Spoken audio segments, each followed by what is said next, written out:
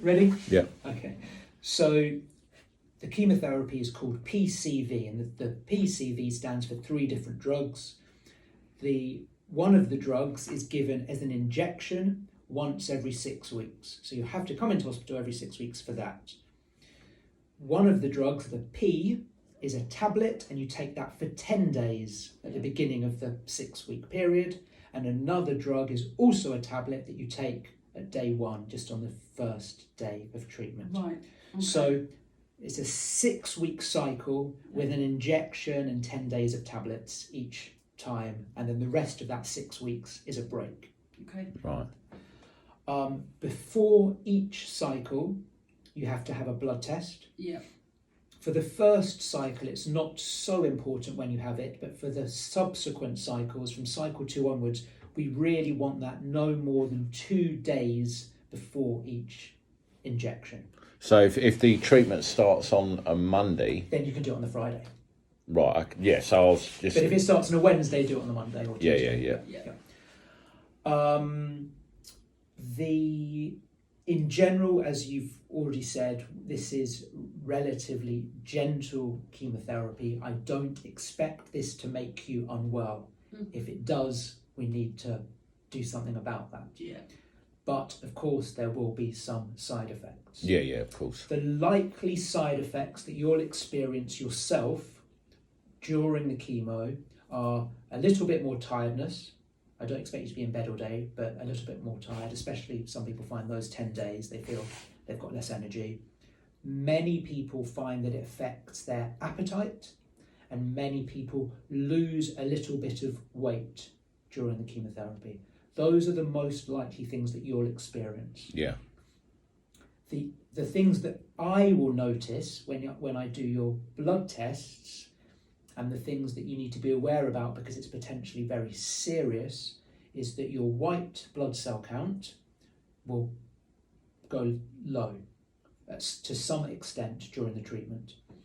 White blood cells help you fight infection. Yeah. So we get very nervous with infection plus chemotherapy. There's a small risk, though I've barely seen it with this type of chemo, but there's a theoretical risk that you could have a life-threatening, fatal infection if your white cell count is low and you have a serious infection. As I say, I really don't expect that. That would be very unfortunate, but we take infection very seriously. So once the chemo starts, any sign of infection, you need to let us know, and you'll be given a 24-hour phone number to call if you're worried about, could this be an infection? Yeah. We ask people to have a thermometer at home. Got one. If you're feeling unwell, cold or shivery or burning up, or just generally unwell in any other way, check your temperature. If it's 38 degrees or more, day or night, if you only remember one thing, just remember this thing from today's conversation. 38 degrees, day or night, while on chemo, straight to A&E to get yourself checked out. Okay. Right. They'll do blood tests. If your white cells are low and your temperature is high, they will automatically bring you into hospital, give you antibiotics through a drip, because we know that getting on top of these infections quickly means that they can be sorted out quickly. Yeah. The other thing that it can do to your bloods commonly, though again, you're not normally aware of this, but I will when I do the tests, is that your platelet count can go low, and sometimes it can go very seriously low. Platelets help your blood to clot. Yeah. So you might find that you bruise a little bit more easily, you might get some mild nosebleeds. A little bit of bruising, a little bit of nosebleed that stops by itself, no need to panic. But if there's serious bleeding, of course, if you've got bleeding from your bum or anything like that, nosebleed that doesn't stop, common sense, go to A&E, tell them you're bleeding, tell them you're on chemotherapy, and you should go straight to the front of the queue. Yeah. Again, I don't see serious bleeding on this chemo, I'm glad to say, but it's theoretically possible. Yeah. And so if your white cell counts are very low, or your platelet counts are very low, even if you're well in yourself, we frequently have to delay the chemo. So the 6 weeks often, especially towards the end, can become 8 weeks or 10 weeks or sometimes even 12 weeks. Sometimes we have to reduce the dose of the chemo to stop these problems from happening. Yeah. And sometimes, not infrequently, we don't get the full 6 cycles. Yeah. In your case, we're more likely to get to 4 if we're only aiming for 4, but even so, we might not be able to. Sometimes we have to stop early, Yeah. and we have to keep you safe. And if it's not safe, we have to stop it. Mm-hmm. Right. Other rarer problems that we sometimes see, sometimes an allergic type reaction or a rash, depending on how severe that is. It depends what we need to do. You don't need to worry about that, but if you get a rash, let us know. Sometimes people get upset liver blood tests from their chemo. Again, it doesn't normally affect you. No, that's it. You know, as long as we're aware of what can happen. Yep. So again, sometimes I need to make some changes to your chemo, or very rarely stop it because of your liver. All chemo can cause infertility. Well, I've had to We snip don't want any anyway. more children, don't worry about that. Now that I remember we've had that conversation before, but I'm just I'm on autopilot. Yeah. And yeah, that's really those are the important things to tell you.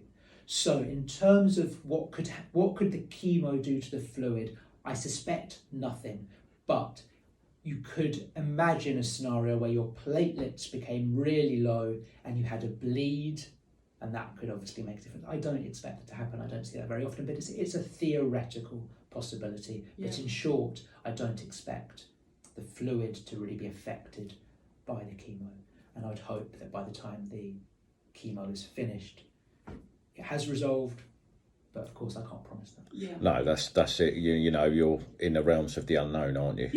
Yeah. But having said that, it's not like this is very rare for us. This happens from time to time, and we're used to seeing it, and it almost always resolves over a period of months. But how many months? Yeah. And that's the unknown to it, isn't it? It's like the amount of months it's going to take.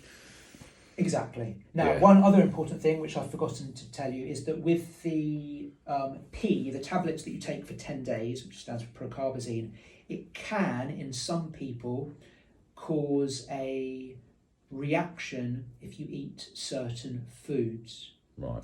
So foods like Marmite, Bovril, fermented meats, fermented cheeses, fermented No, I don't fish. eat any of that anyway. So You might be absolutely fine. It can cause an unpleasant flushing type reaction.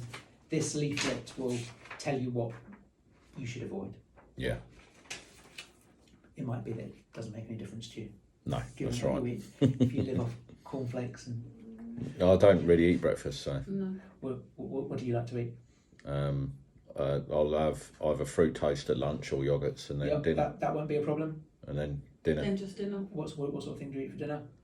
I don't know. It varies. A lot of shepherd's pie, Yeah, Roast dinner. toad in a hole, that should be all right. mash, veg. You know. Yeah, mashed veg will certainly be okay. Have a look. We'll have a look. I don't think it's going to be a great problem for you. Given that. Even if it is, I'll lay off that food absolutely. while I'm having the chemo. So, yeah. So you'll have 10 days of tablets at home. One of the tablets will be 10 days and one of the tablets will be 1 day. Is that right? Yes, plus a bunch of other sort of anti-sickness type tablets. Now, before you start, you'll have an information